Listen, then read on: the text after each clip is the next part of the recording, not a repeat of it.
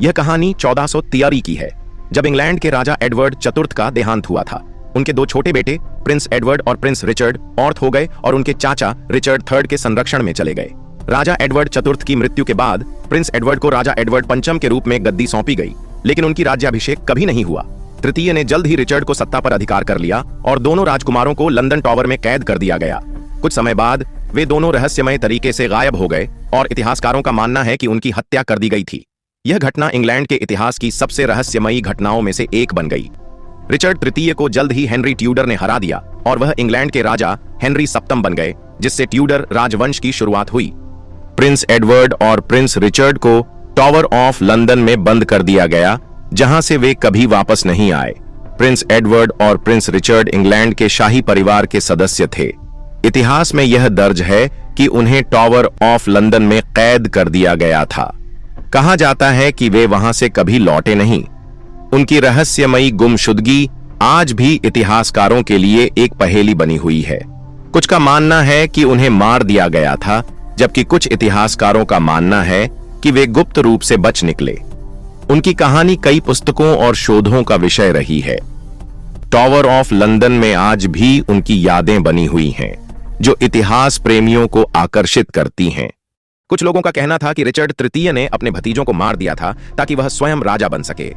इतिहास में कहा जाता है कि प्रिंस एडवर्ड और प्रिंस रिचर्ड को टॉवर ऑफ लंदन में कैद किया गया था। कुछ लोगों का मानना था कि उनके चाचा रिचर्ड तृतीय ने उन्हें मार दिया ताकि वह इंग्लैंड के राजा बन सके। यह आरोप सदियों से विवादों का विषय बना हुआ है।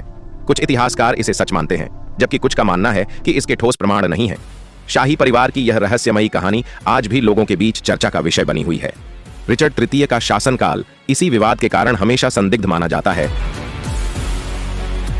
आज तक यह रहस्य कैसे सुलझा, यह पता नहीं चल पाया और कहानी अब भी एक लोकप्रिय ऐतिहासिक रहस्य बनी हुई है।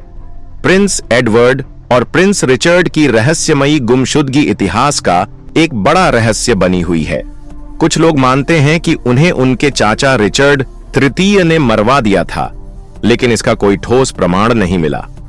वर्षों बाद टॉवर ऑफ लंदन में दो कंकाल मिले, जिन्हें उन राजकुमारों का माना गया, लेकिन यह भी पूरी तरह साबित नहीं हो सका।